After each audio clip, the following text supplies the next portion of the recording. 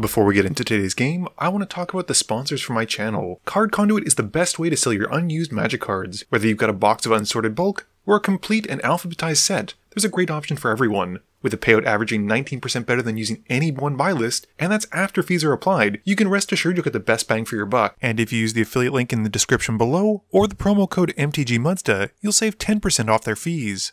And 401 Games, Canada's one-stop shop for trading cards, board games, and hobby supplies. And if you use the promo code MTGMUDSTA, your first purchase of MTG sealed and singles will be 5% off. And Dragon Shield, the strongest sleeves for your strongest deck. So be sure to use the code MUDSTA or the affiliate link down below to save 5% on your next order. Today's patron shoutout goes to Adam. Thank you, Adam, for supporting me through Patreon. Hey gang, and welcome back. Today finds John, Mathieu, and Argery joining me, with Max tagging along. In today's game, John is playing his Korlash deck, keeping Languish, Rogue's Passage, Snow-Covered Swamp, Thespian Stage, Mask of Grizzlebrand, Cabal Coffers, and Night's Whisper. Mathieu is playing Ashcoat, keeping 2 Swamps, Soul Ring, Swarmyard, Metallic Mimic, and 2 Rat Colonies.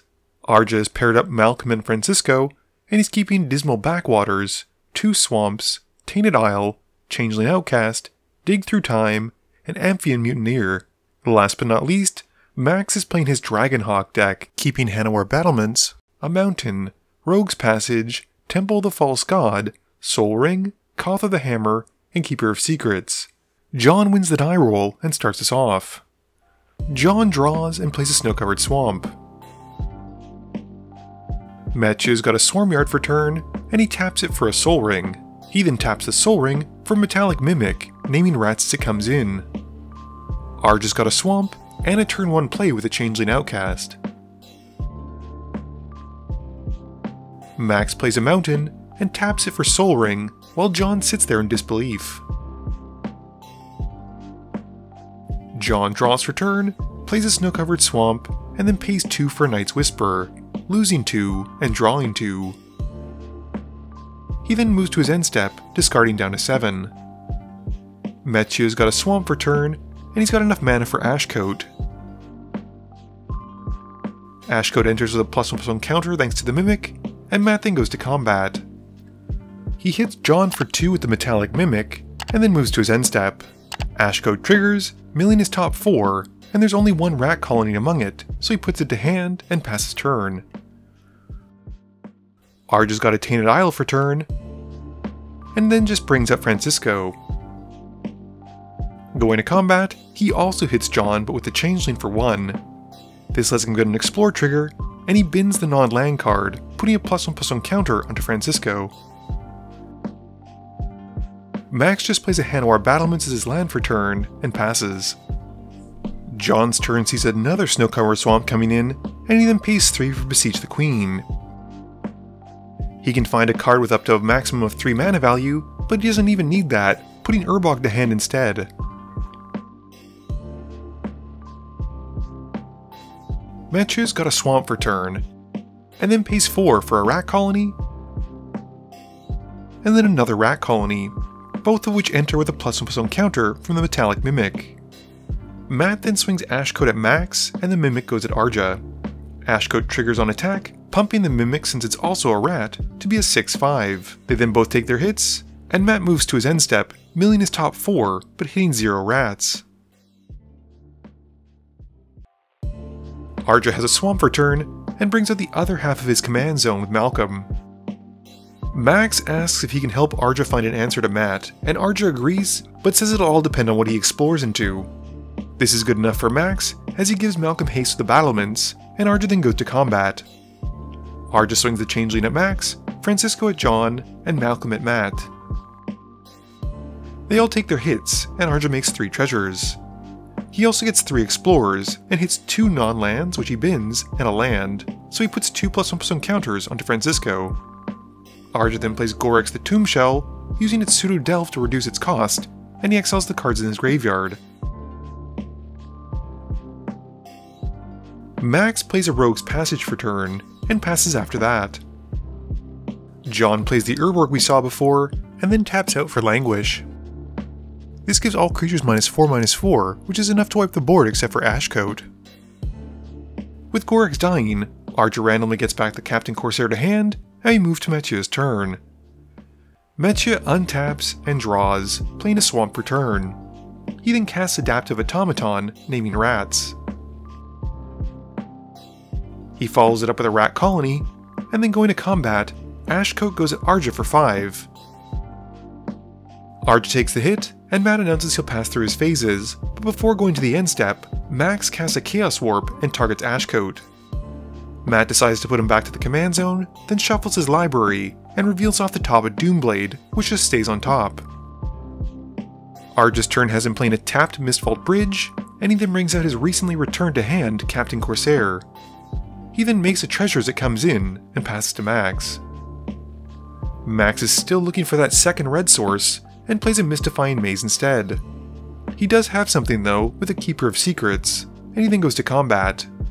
It has haste, so he hits John, and passes after that. John untaps and draws. He plays Cabal Coffers, which is the perfect pairing for an Urborg, and activates it for enough mana to cast Korlash. He still has enough to cast Mask of Griselbrand, and he passes once it resolves.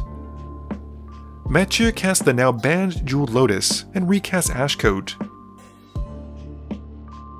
Going to combat, Matt swings the rat colony at John, who just takes the hit.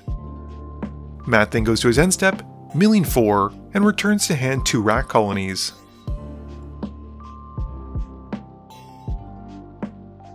Arja's got an island for turn, and he brings in his Amphin Mutineer, which as it comes in, exiles Ashcoat. He then plays out a Spyglass Siren, making a map token. Going to combat, he hits Max for 2 with the Captain, and passes after that. Max finds his second mountain finally, and he brings in Dragonhawk. This lets Max exile his top 2 cards to Dragonhawk, and he then passes to his end step. He bins the exiled cards, and his opponents each take 4, and we move to John's turn. John's got a Thespian Stage for turn, and uses the Cabal Coffers to help equip the Mask of Griselbrand onto Korlash. He then casts and equips an Inquisitor's Flail, and moves to combat. He swings Korlash at Mathieu, dealing 12 and gaining 12, and with nothing else, he passes. Mathieu draws the Doomblade we saw earlier, and he plays a Swamp for turn. He then casts 2 rat colonies, and he goes to combat. Matt sends one of his earlier rat colonies at John, and the Beast token at Arja. John takes 6, and Arja blocks to trade. With nothing else, Matt passes.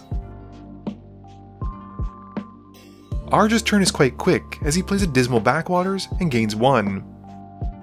He then casts a Massacre Worm, which takes out Matt's side of the board and has him losing 8 life. With nothing else, Arja passes.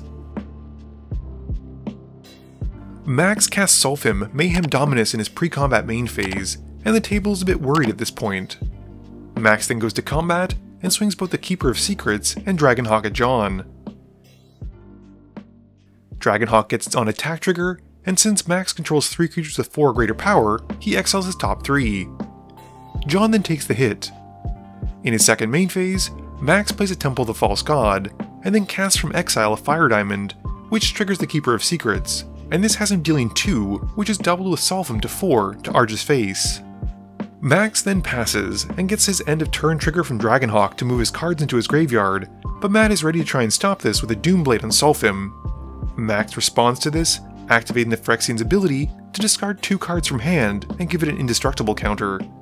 It's no longer destroyed, and Max's opponents then take 8 instead of 4. John draws and plays a snow-covered swamp.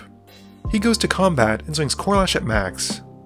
Max takes the hit for 14, and John gains 14, and with nothing else, John passes. Mathieu draws and plays a Mirror Box, which is pretty sweet tech with a Rat Colony deck. He then follows up with another Rat Colony, but with nothing else, has to pass. Arja recasts Malcolm in his main phase, and he goes to combat. He swings the Spyglass Siren at Max, and the Corsair Captain at John. Both connect, and Arja makes 2 treasure tokens, and then passes turn. Max's main phase has him casting a giant Cinder Maw to shut off John's life gain. He then goes to combat and swings Dragonhawk at John. This has Dragonhawk triggering and seeing 4 creatures with 4 power, and exiles Max's top 4. John then takes the hit for 5 commander damage, and Max then moves to his end step. With a Dragonhawk trigger on the stack, RJ uses Suspend to get rid of Sulfum, which resolves, and Max then bins the 4 cards, dealing 8 to his opponents. This takes out Mathieu. Before leaving the end step though, John has his Thespian Stage become a copy of Cabal Coffers, and we move to his turn. John draws for turn and feels very much like he's going to be playing Kingmaker this game no matter who he attacks. John then plays a Rogue's Passage for turn, and he activates the stage copy of Coffers to help activate the passage and give Korlash unblockable. He then swings it at Arja to take him out, and is sad he won't be gaining any life. John then plays out a Lash Wraith, and moves over the Mask of Grizzlebrand, and passes turn. Max draws, and just has to swing it at John to win the game, and we move on to the next one. Game review time. This game was 42 minutes and 35 seconds, and it was quite aggressive. There was no blue really, well I don't really count Arja's deck as blue since it's more of a Reanimator theme, and it was really full of punchy commanders. Korlash just smashes face, and that's exactly what John wants to do with some decent interaction. That Languish really set Matt back, and considering how the game started, I thought for sure Matt had the game in the bag. Ashcoat with rat colonies just seems like a no-brainer, and it was so aggressive. Yes, he had the Jeweled Lotus, but in my experience with Jeweled Lotus, this is exactly what happens. People cheat out their commander, and the commander promptly dies, and then they don't have enough mana to cast it again. It's unfortunate that I've only been able to publish this game after the banning, but considering how it was used in this game, I hope you all won't mind. I like the concept of Malcolm and Francisco together. The Explorer allows Arja to fill up his graveyard, while Malcolm helps him get mana so he can power them out, and there's a lot of fun graveyard-based shenanigans with Delve and, as you saw, Gorex. Unfortunately, he just wasn't able to really capitalize on that beyond attacking with some small pirates early on, which did some good chip damage, but overall I don't think Arja did too much outside of the Suspend. Speaking of that Suspend, it was probably the right move to get rid of that Sulfum, because Max was doing boatloads of damage as soon as Dragonhawk came out. It just seemed like by that point everyone had used any of their removal, and the few pieces that they had were countered by Sulfum having that indestructible counter on it, and I just thought overall it was a great showing for Dragonhawk. This video wouldn't be possible without the help from my sponsors, but it definitely wouldn't be possible without the help from you, the viewers, and my patrons. So I just want to say thank you for watching, and to remember, friends are just opponents you haven't eliminated yet.